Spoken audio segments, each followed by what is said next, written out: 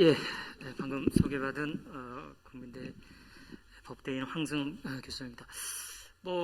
앞에서 이제 큰 틀의 얘기를 이제 말씀해 주셨고요. 저도 처음에 이걸 어떻게 해야 되나 이제 여러 가지 고심이 많았습니다. 그래서 이게 원래 하던 대로 하면, 그러니까 이제 앞에 기조발전과 상당히 겹칠 것 같다는 생각이 들어서 이제 가능하면 좀 이제 앞에 틀은 유지하고요.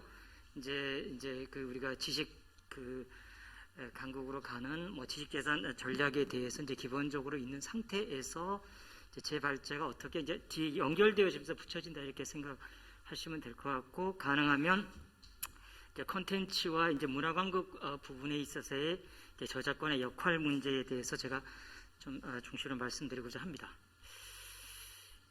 예, 콘텐츠가 계속 지금 성장하고 있고, 우리 산업이 지금 성장됐다는 얘기는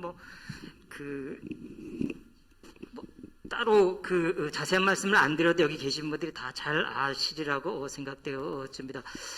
지금 이제 대각 공식 통계가 이제 2019년도치 정도가 나와 있는 상태예요. 그래서 이제 그 정도 보면, 근데 이제 아시다시피 이게 이제 20년 통계부터 이게 이제 이 팬데믹 영향을 굉장히 받았기 때문에 사실 이제 컨텐츠 쪽의 모든 수치들은 굉장히 다른 양상으로 나올 것 같아요. 20년과 21년이요. 그래서 사실 거기에 이제 감안돼서 봐야 되는데, 현재 아직까지 이제 공식 통계는 이제 거기까지는 지금 안 나간 상태라서 아마 내년쯤에 이제 이년과 이제 2년치가 굉장히 다르게 작동을 하기 때문에, 그래서 이 전체적으로 총량은 좀 늘어난 것 같아요. 지금 현재 이제 여기 19년까지 보다 총량은 늘어났는데 내부 구성이 굉장히 확연하게 이제 컨텐츠 쪽은 바뀌었습니다. 오히려 이제 디지털을 이제 사용하는 쪽은 이 팬데믹 상황에서 더 늘어났고요.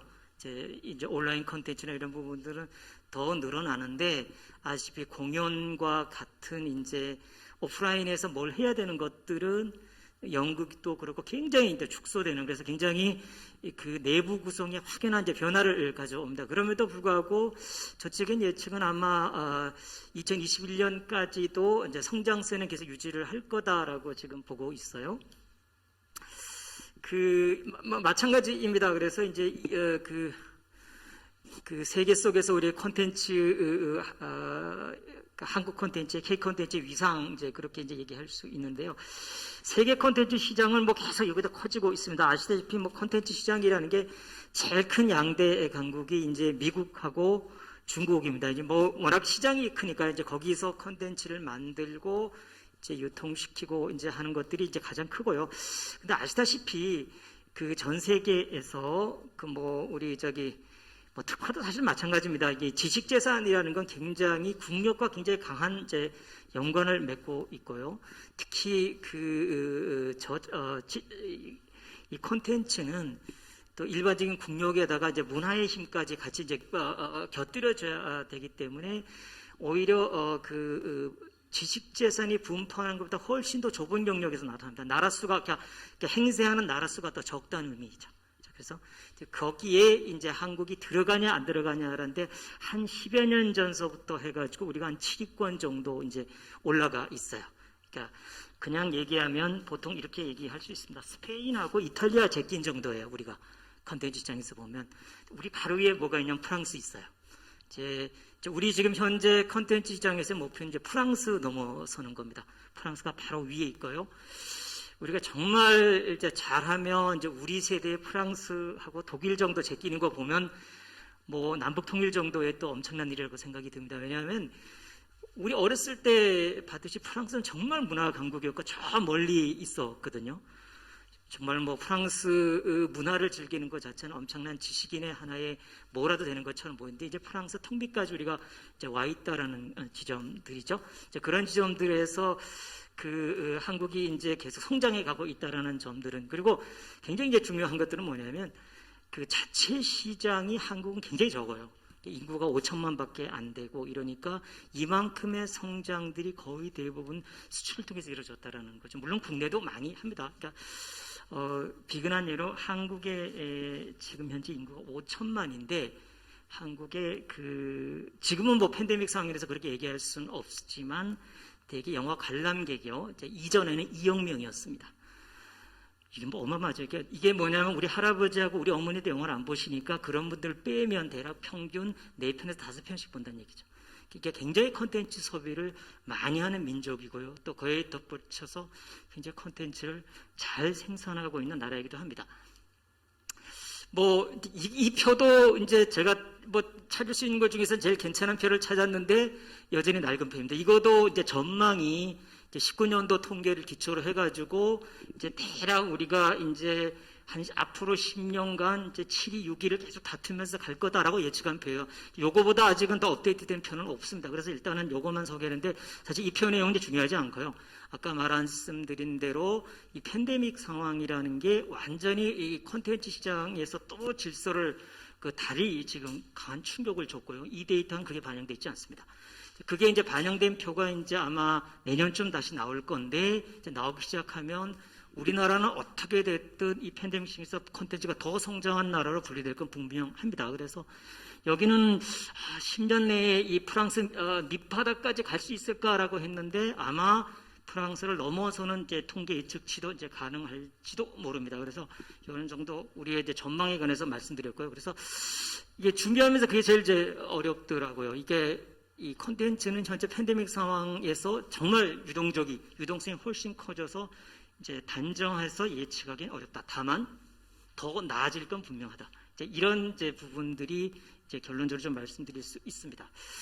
이게 좀 예측되는 표이긴 합니다만 이제 추정치입니다. 그래서 올해 이제 수출액을 좀 뽑아봤는데 여기 이제 모양을 보시면 이렇게 돼 있습니다. 콘텐츠 수출하고 있는 거거든요. 근데 이제 게임이 뭐 월등합니다. 전체 구성을 보면요, 월등하게 이제 게임이 이제 1위를 차지하고 다음에 이제 캐릭터가 2위를 차지하고 있는데 캐릭터는 이제 계산을 할 때 그 캐릭터 IP만 계산하는 게 아니고 사실 그 캐릭터는 조금 착시가 있어요. 어디 가나 굉장히 크게 나오는데 이제 원래 우리 관점에서 온다면 IP만 계산해 줘야 되잖아요, 그죠? 그 라이센스 비용만 계산해 주는데 캐릭터는 이제 뭐 로고가 들어가 있으면 그 로고가 매겨진 상품과까지 같이 계산하기 때문에 이렇게 크게 나옵니다. 그래서 캐릭터는 전반적으로 통계에서 좀 착시가 있어요. 나머지들은 다 기본적으로 IP, 그러니까 우리 이제 직접지상권 가격이라고 보시면 됩니다.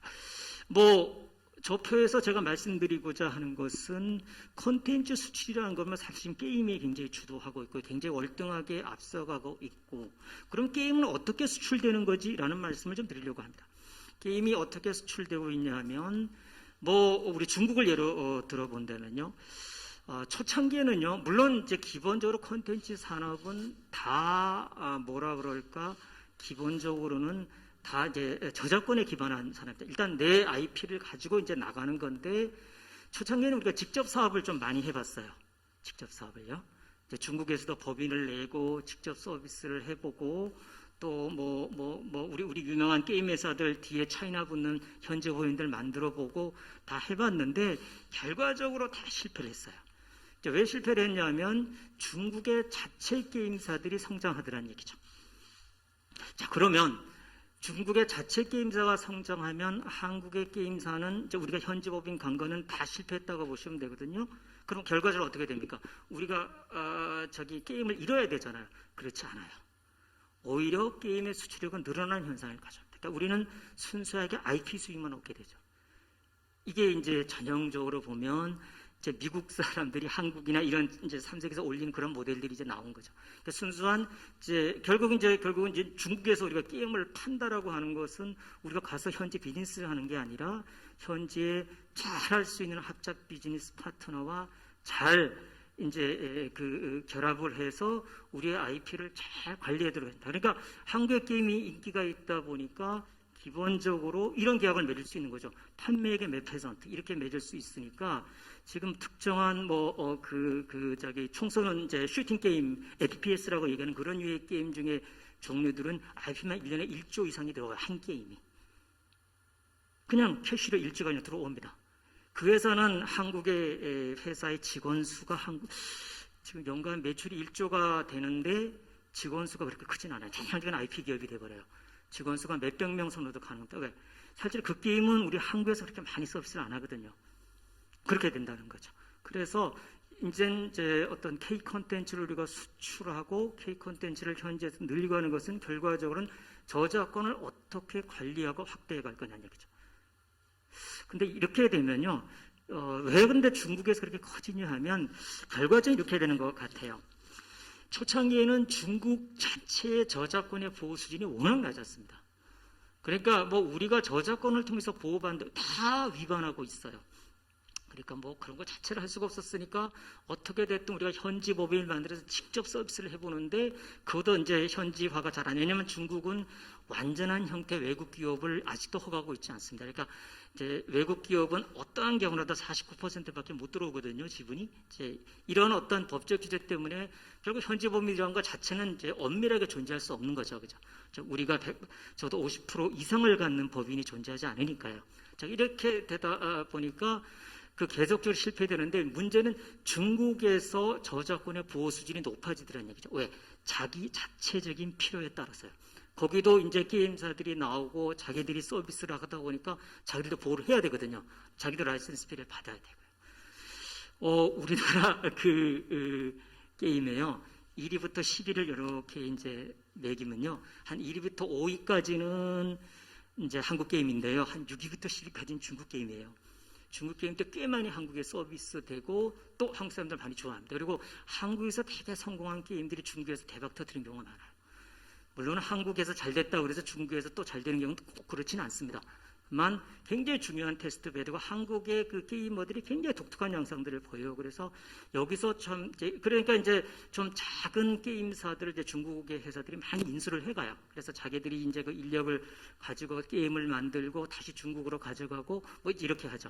이렇게 하면서 그 게임 기본적으로 이제 저작권에 기반한 이제 컨텐츠 수출이 굉장히 일어나고 아마 이 전략은 결과적으로 중국에만 해당되는 것이 아니라 모든 나라, 특히 동남아도 이 모델로 가지 않을까 싶습니다.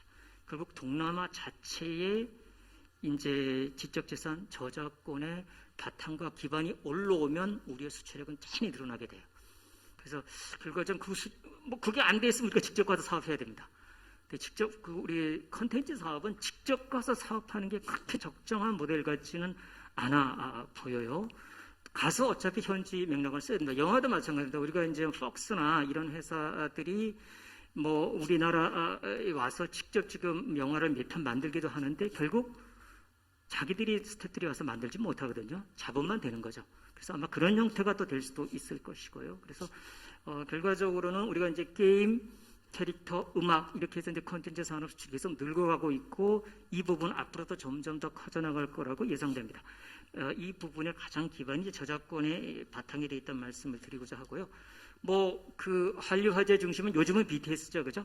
뭐 작년에는 기생충이었는데 이제 자, 그러면 이제 조금 이제 이런 이제 말씀 바닥에 깔려 있는 저작권 얘기를 좀 말씀드리고자 합니다. 결국 콘텐츠 한류라는 게 지금 어마어마하게 성장을 하고 있는데 결국 제도적 바탕이라는 것은 뭐 콘텐츠란 정의 또 그와 유사한 이제 문화 상품이란 정의도 있고요.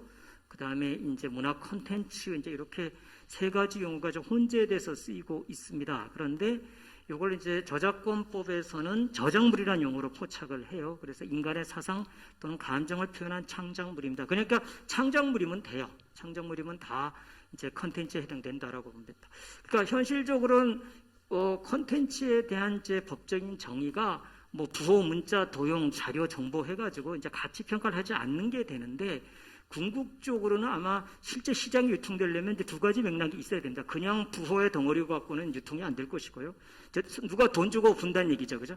그렇게 되려면 이제 하나가 바로 이제 문화적 요소입니다. 이게 뭐 우리가 멋있게 표현해서 문화적 요소인데 결국에 재미있어야죠. 그러니까 재미라는 감동이라는 문화적 요소 하나 하고 그 다음에 이게 창작물이어야 돼요.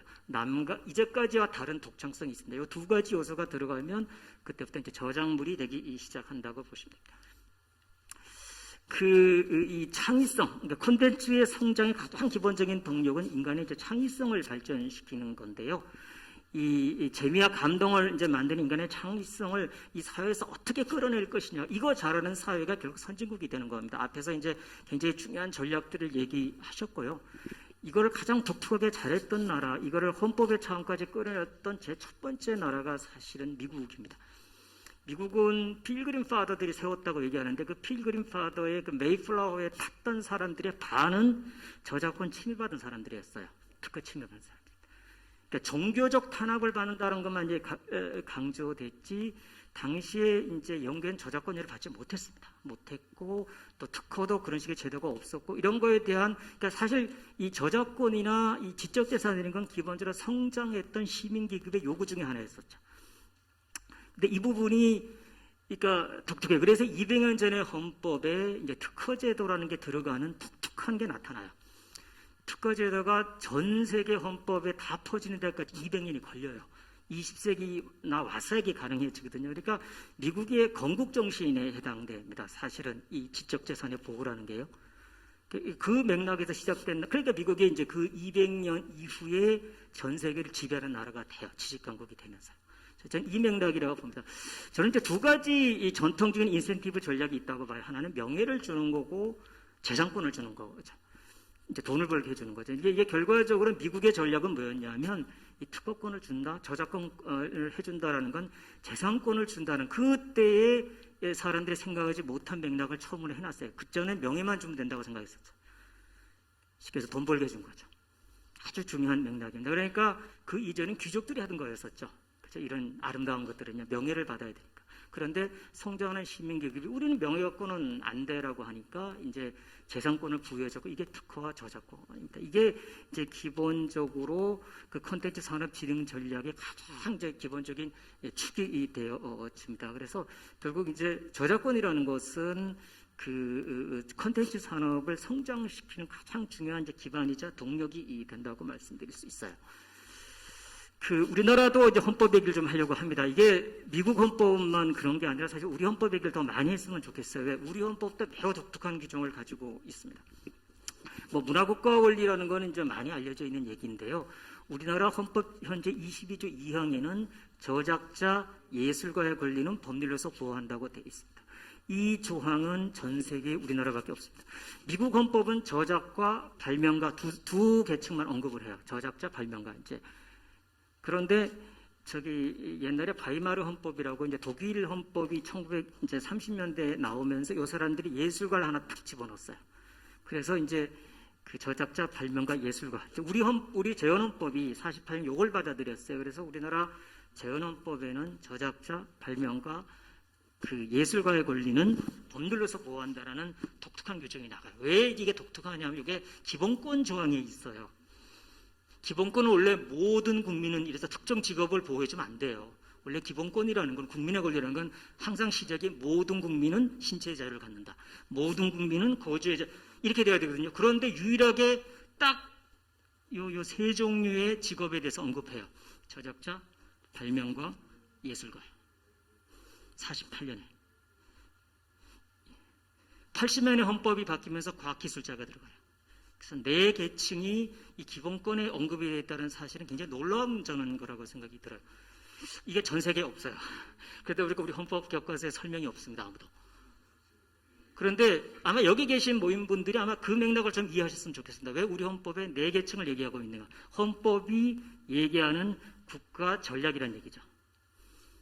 사실 그런 차원에서 조금 이 네 계층이 왜 특별하게 취급되어져야 되냐는 좀 근거라고 봅니다. 사실 뭐 예술가 권리보장법 할 때도 이 말씀을 드렸는데 이 헌법 제22조 2항에서 이 기본권이라는 거에 대해서 특별하게 얘기하고 있는 네 가지 계층이라는 점은 우리가 헌법이 얘기하는 이제 문화강국 전략의 맥락, 지식강국 전략의 맥락에서 봐야 될 것 같습니다.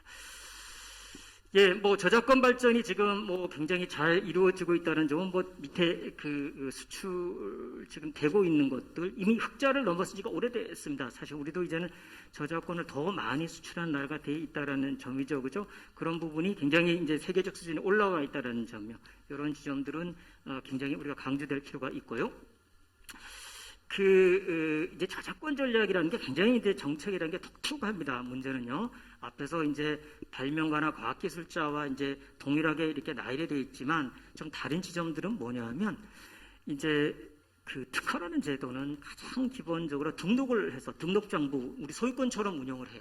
그래서 등록이 되면 권리를 주고 이렇게 되어지는데 이 저작권은 등록 없이 성립하는 겁니다. 그러니까 창작과 동시에 성립을 하는 이제 권리라서 굉장히 다루기가 쉽지 않습니다. 그러니까 대개 사람들은 이미 권리가 성립했는데 잘 몰라요. 왜? 자기 행위가 끝나면 이미 권리는 돼 있거든요.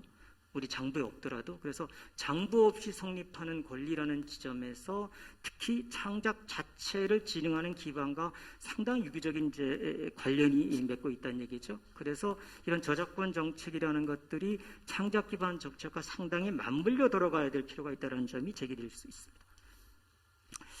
이게요, 또 독특합니다. 이게 생존 기간 플러스 사후 70년을 보장해줘요. 저작권이라는 게. 그러니까 거의 100년을 보장해준다는 얘기죠. 그죠? 사후 70년이니까 한 30년 더 산다고 보고요.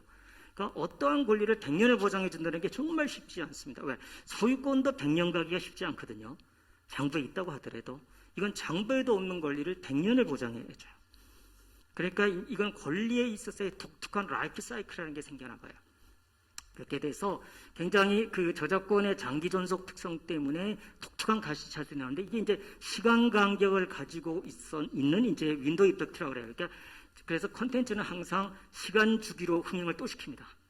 3년 후에 또 시키고 뭐 지금도 우리 로마 휴일이 아직도 53년도 작품이 아직도 TV에 나오는 거죠. 그죠? 이런 것들이 저는 기본적으로 그 다른 산업 전략과 산업 지산 전략과 다른 어떤 라이프 사이클에 맞아 들어갈 수 있도록 콘텐츠 유통 윈도우가 계속 이제 시간에 따라 열리는데 이런 부분의 이제 특성에 맞는 독특한 보호 정책이 필요할 거다라고 생각합니다. 그리고 이제 우리나라 또 법이 갖고 있는 독특한 특성입니다. 아까 이제 제가 말씀을 드렸을 때 저작권은 이제 우리가 인센티브를 끌어내는 데 있어서 명예와 재산 이렇게 두 개 얘기했었는데 사실은 명예를 또 하나 우리는 끌고 들어와줘요. 그래서 저작 인권권이라고 어디 판매는 될 수 없지만 그 창작자에게만 주는 저작 인권권이라는 제도를 물론 뭐 다른 나라에도 예가 없는 건 아니지만 우리도 가지고 있어요. 그래서 이 제도가 굉장히 독특한 이건 상속도 안 되는 것들이거든요. 그래서 조금 이제 그런 지점들은 이제 특허가 굉장히 다릅니다. 이 성격은요. 그래서 인격권이 별도로 보장된다는 이건 회사가 한때 양도도 안 돼요. 그래서 이게 이제 일반적인 거랑 우리 아까 업무 부분부터 잠깐 조금 이제 다르게 봐야 될 지점들이 있는데 그런 지점들이 이제 독특하게 작동하는 점이라고 생각이 듭니다. 그리고 이게 또 산업재산과 또 다른 맥락을 하나 가지고 있어요. 또 하나가 뭐냐면 이게 그럼 왜 저작권을 보호해주지? 아까 얘기했듯이 이게 이제 헌법에 보면요 22조 2항이 그 21조 1항이라는 그 예술의 자유 다음 장에 나와요. 그게 이제 무슨 얘기냐면 결국 국민에게 이제 표현의 자유와 예술을 보호해주고 그 맥락으로 이제 저작자의 권리를 보호해준다는 얘기죠. 그러니까 국민의 문화 향유권이라는 맥락이 항상 있어야 돼요. 이게 결국 왜 재산권을 보호해주지? 국민이 더 많은 문화를 향유하기 위해서야 이렇게 되는 거죠, 그죠? 이러다 보니까 이제 그 저작권이 적어도 국민이 보다 풍부하게 사용되도록 만들어주기 위해서 보다 제한을 많이 가해줍니다. 그래서 이거는 넓게 오랫동안 보호해주지만 제약이 많이 가해지는 권리가 될 수밖에 없다라는 점입니다. 예, 뭐 마지막에 이제 제가 코멘트를 하도록 하겠습니다. 우리가 이제 4차 디지털 혁명, 4차 산업혁명 뭐 이런 얘기 이제 많이 하는데 사실 컨텐츠 측면에서 본다면요, 이건 이렇게 볼 수가 있어요. 이제는 너무나 기술적으로 간편해서 많은 국민들이 다 스스로 본인들이 자기 제작 콘텐츠를 만들 수 있는 시대입니다. 뭐 옛날에도 그런 얘기가 많았는데 이제는 정말 보다 쉽게, 보다 간편하게 이제 콘텐츠가 업로드가 가능해요. 그러면 국민들이 거의 대부분 그걸 할 수 있는데 그게 하나하나가 저작권이 발생하고 있거든요. 저는 이런 지점에서 이제 우리가 국민을 바라보는 시각이 너희들은 불법 콘텐츠의 저작권을 침해하는 사람들이니까 이 사람들을 계몽해야 돼 이런 관점으로 접근하지 말자는 얘기죠. 4차 산업혁명 시대는 이전 당신들이 우리 모든 국민들이 다 권리를 가진 저작권자야. 그래서 우리 저작권자 내 권리를 지키려면 남의 권리를 보호해줘야 되잖아요, 그죠? 이런 맥락에서 우리는 생활 저작권이라는 개념으로 좀 전 국민에게 저작권자로 바라보는 그런 기반을 좀 유통적으로 좀 기반을 단단하게 만드는 정책들이 앞으로 필요할 거라고 봅니다. 예, 감사합니다. 제 발표 이걸 마치겠습니다. 네, 황순 교수님 강의 감사드립니다.